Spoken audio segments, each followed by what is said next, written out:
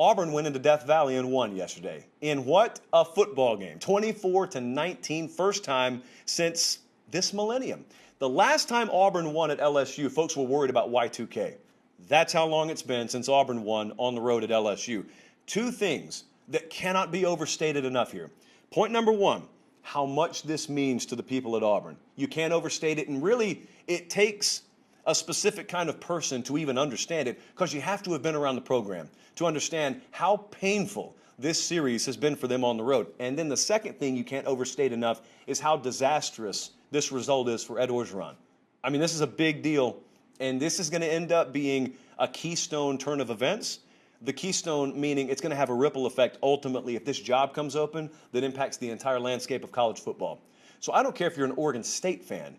Ultimately, what happens at LSU can impact your program. That's why you need to start paying attention if you're not already. Most people have no idea how tumultuous the last week was at Auburn. Keep in mind, they go on the road and lose to Penn State 2 weeks ago, narrowly. They're in it in the fourth quarter. They're throwing for the end zone with no time left.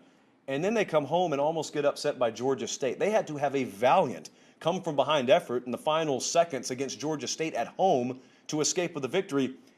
And then you got quarterback controversy all week because Bo Nix got benched in that game. So you got all that drama happening. Brian Harsin fires his wide receivers coach. And so you got everybody with an opinion on that, and everyone claims to know the angle and why it really happened. It couldn't just be the guy was underperforming. There has to be more to it.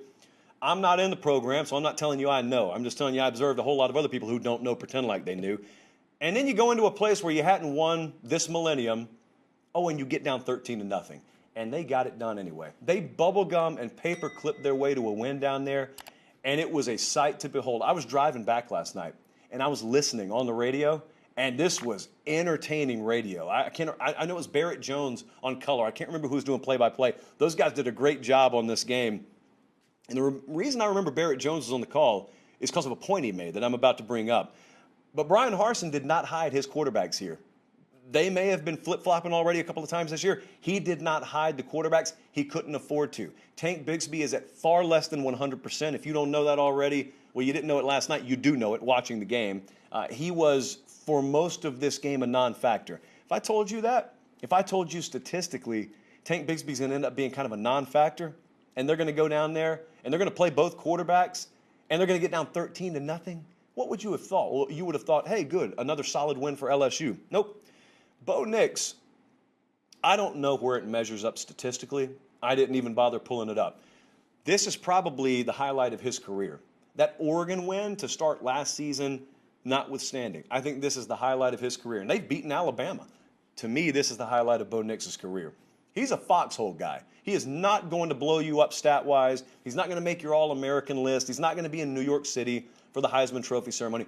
He is a foxhole guy. He's a competitor. And I'll tell you, when I was driving back last night, I was listening on the radio, as I said, and in the fourth quarter, Barrett Jones, who was doing the color for the game, he made an interesting point. Bo Nix was in this game. TJ Finley was in this game. And he said, I'm going to tell you my observation, and then I'm going to let it go. He said, when Bo Nix was in that game and then he got taken out and TJ went in, he was standing right there, front and center, biggest cheerleader, never took a seat. And then when Bo Nix got put back in, TJ Finley was on the bench with a towel over his head. I didn't watch the game yet, but I'm telling you, that's a pretty interesting observation.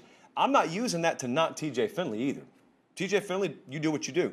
I'm telling you, it says a little something about Bo Nix. And he got back in there, and he ended up being able to win a game for him. And he won a game when the running backs could not carry the day, which is normally the formula for Auburn to win a football game. They had a 92-yard drive to end up capping this thing. Jaquez Hunter, he had 6 carries. They all counted 80 yards. He had a 44-yarder. I think he took like a swing pass there late in the fourth quarter. But the opinion of Brian Harsin you didn't hear all week was that of his players. You notice that? If you were around Auburn football all week, you heard the opinion of every sports writer and talk show host, YouTube host up to including me. You heard all those opinions. The opinions you didn't really hear were those of his players, because you heard them last night. They didn't have to open their mouth. They showed you with their play. They fought. Auburn probably fought as hard last night in that game as I've seen them fight. You got concerns and legitimate concerns when you have turmoil to the degree they've at least perceptionally had all week as to whether you got your locker room or not. Well, there's no doubt about that Those guys went over the cliff. Those guys had like an Arkansas for Sam Pittman level fight in them last night, which is one of the highest compliments you can pay in college football right now. So, man, congratulations to Auburn. I know those guys down there. I know how big a win this was. But now for LSU. I want to be careful. You know the kinds of things I do and don't like to talk about here. LSU's defense was on the field for 88 plays 2 weeks ago. I told you if this was a one-possession game either way in the fourth quarter, that was going to end up biting them. Sure enough, Auburn, after being down 13-zip, they get it to within one possession in the fourth quarter, and then Auburn in the fourth quarter outscored LSU 14-0. They ran 21 plays. They had 11 rushes for 81 yards. That's 7.4 per carry. Auburn owned the fourth quarter. LSU could not withstand it in the fourth quarter. And that did not happen last night. That started to happen 2 weeks ago when they couldn't get off the field enough. I see no way Ed Orgeron survives this season. Can't paint a picture. I've tried all day. I am the last person on this planet to ever say it. I'm normally way late to this party. Ed Orgeron's not going to be the head coach at LSU next year. I don't know that he's going to be the head coach at the end of this year. Hate to say it. There's been some really, really good times with Ed Orgeron down there, but the program is regressing on so many fronts simultaneously. I watched his postgame press conference last night. Guy didn't take responsibility for anything. It's pretty disappointing, to be real with you. LSU's not the first team that's ever lost a football game, man. LSU's not the first team that ever had a team in regression mode, but, man, if you're in that situation, you learn a lot about the character of your leader in the bad times, because in the bad times, I'm supposed to be hearing I. In the good times, that's when I'm supposed to be hearing we. The best leaders deflect the praise, and they shoulder the blame. And Ed Orgeron wanted none of that. And it's kind of been that way for a little while now. I don't think he's going to survive down there. They had 24 carries for 29 yards last night. One of the biggest stories that's not on the national radar, but in the South is being talked about a lot, is just the horrific decline of the LSU rush game. On what planet does LSU have a successful program when they can't carry it for better than 1.2 yards per carry at home in a rivalry game, no less? Offensive line is worse today than it was to start the year. They had very bad game management last night, and I think we all know where the buck stops on this. And you get paid to the point where these are not unrealistic expectations. We're not asking you to go take Alabama to the cleaners. You're talking about winning at home as a favorite and at least being competitive enough where you've put a product on the field that's balanced. I mean, you get your choice. You get your choice of most of the top talent in America, and that's the best offensive product they can put together. They should be struggling at quarterback. That's where they should be struggling. They shouldn't be struggling at running back and offensive line. They lost the quarterback. Max Johnson's played phenomenally. Given the circumstances around him, he's played phenomenally. It's all the other areas of the program that are big problems. I don't see them being rectified. I don't see Ed Orgeron being able to hang on to that job.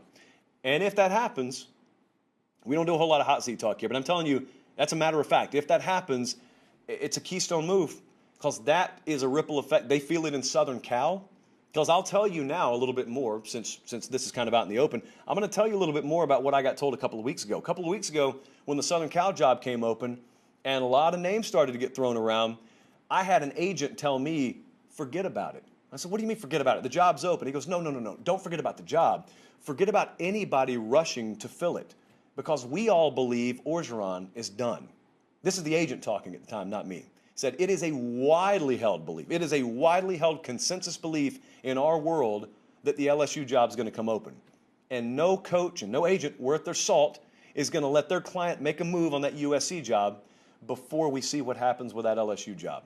LSU is one of the top 5 jobs in America. They don't have to settle. They will have their pick. There are very quality head coaches out there that would bear crawl over broken glass to get a shot to be the head man in Baton Rouge. They deserve better. They just deserve better. That's it.